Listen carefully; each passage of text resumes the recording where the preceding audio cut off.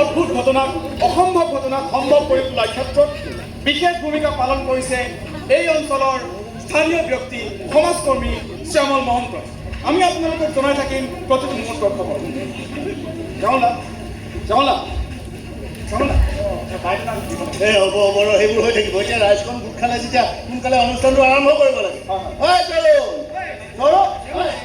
কেনেকৈ কাৰ্যসূচী আৰম্ভ নকৰক এইবিলাক মই একো নাজানো, চব জীৱনেহে জানে। তেনেহ'লে জীৱন ক'ত জীৱনক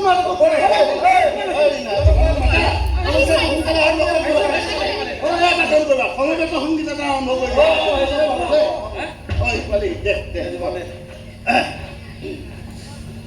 ৰাইজ, ইয়াত এতিয়া না সমবেত সংগীত হ'ব, না শ্ৰদ্ধাঞ্জলি অনুষ্ঠান হ'ব,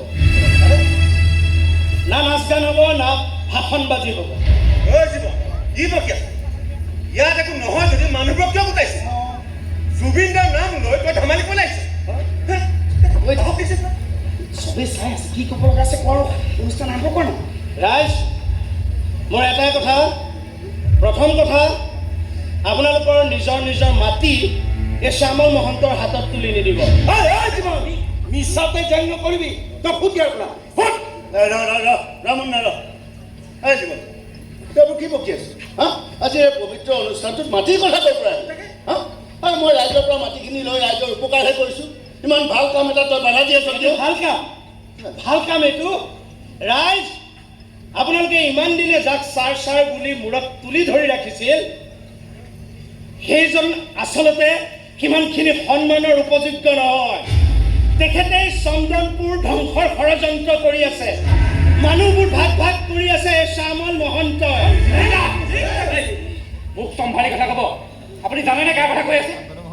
দাদা এই গাঁওখনৰ কাৰণে কিমান কৰিছে আপুনি গম পায়? আৰু নম্ৰতা, তোমালোকে একো নোকোৱা কিয়? কোনেও একো ক'ব নালাগে, কোনেও একো ক'ব নালাগে। মোৰ এটাই কথা, ইমান দিনে যে চন্দনপুৰৰ মানুহবোৰ নাইকিয়া হৈ আছে, আচহুৱা ঘটনাবোৰ ঘটি আছে, ইয়াৰ আঁৰতো এই শ্যামল মহন্তই। বহুত হৈ গ'ল, বহুত সহ্য কৰিলোঁ অকণমান, বহুত সহ্য কৰিলোঁ তোৰ 12 বছৰৰ কথা।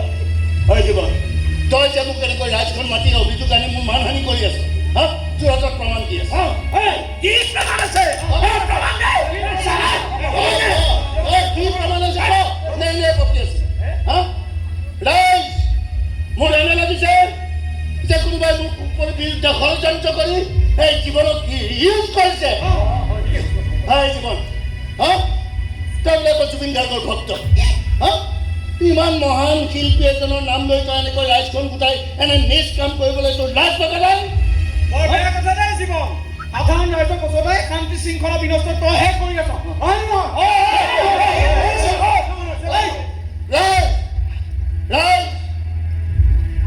ইমান দিনে মই আপোনালোকক সহায় কৰি আহিছোঁ আৰু এইবাৰ সহায় কৰিম বুলি এইবোৰ কৰি আছো। নিজৰ ক্ষতি কৰি হ'লেও এই চন্দনপুৰৰ মাটিখিনি কিনি চন্দনপুৰৰ ৰাইজক এক উপযুক্ত স্থানত ঘৰ দিম বুলি সিদ্ধান্ত লৈছে। কিন্তু এই জীৱনে সেনেকৈ ৰাজহুৱাকৈ মোক যি অপমান কৰিলে, তাৰ পাছত আৰু মই এইখন গাঁৱৰ বোৱাৰীও নথওঁ।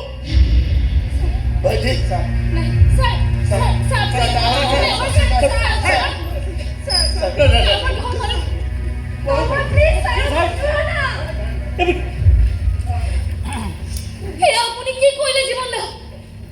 ইমান বছৰৰ পিছত আমাৰ গাঁৱৰ মানুহখিনিয়ে শান্তিৰে জীয়াই থকাৰ বাট এটা বিচাৰি পাইছিলে আৰু আপুনি সকলো শেষ কৰি পেলালে। নহয় মুচু, তুমি নাজানা, তোমাৰ দাদাই ঠিক কৈছে। আৰু ই এনেকুৱা এটা খেল খেলি আছে যিটো তুমি কল্পনাও কৰিব নোৱাৰা। প্ৰমাণ নোহোৱাকৈ এনেকৈ বুকি থাকিলে হ'ব নেকি? তই অন্তত আমাৰ লগত আলোচনা কৰিব পাৰিলিহেঁতেন। নে তুমি এতিয়া হিৰো হ'বলৈ মন গ'ল? কোন হিৰো কোন ভিলেন নাজানো, কিন্তু সত্য সদায় লুকুৱাই ৰাখিব নোৱাৰে। যদি কোনোবাই চন্দনপুৰৰ মানুহখিনিৰ লগত খেলি আছে, সেয়া এদিন পোহৰলৈ আহিবই। ভণ্টি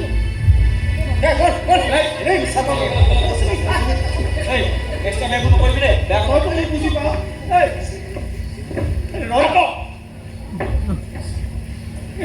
কিয় কৰিলি কচোন? কিয় কৰিলি?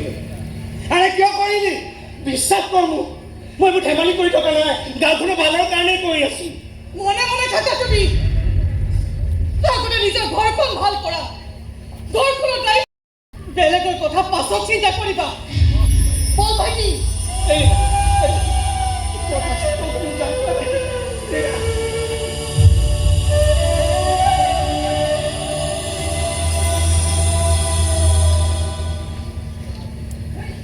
প্ৰমাণ লাগে, ৰাইজক প্ৰমাণ লাগে এতিয়া। জীৱন প্ৰমাণ দেখোন তোৰ লগতে আছে। সেই কল ৰেকৰ্ডিংটো ওলাই গ'লেই শ্যামলৰ লগতে মধুৰাম আৰু সত্যবান চব পচিব। তাতকৈ ডাঙৰ প্ৰমাণ আৰু কি লাগে? কিন্তু দাদা, কি হ'ল ভয় গাইছ? কল ৰেকৰ্ডিংটোৰ ইনভেষ্টিগেশ্যন হ'লে তই ফচিবি বুলি ভয় গাইছ, নাই নাই হয় নাই?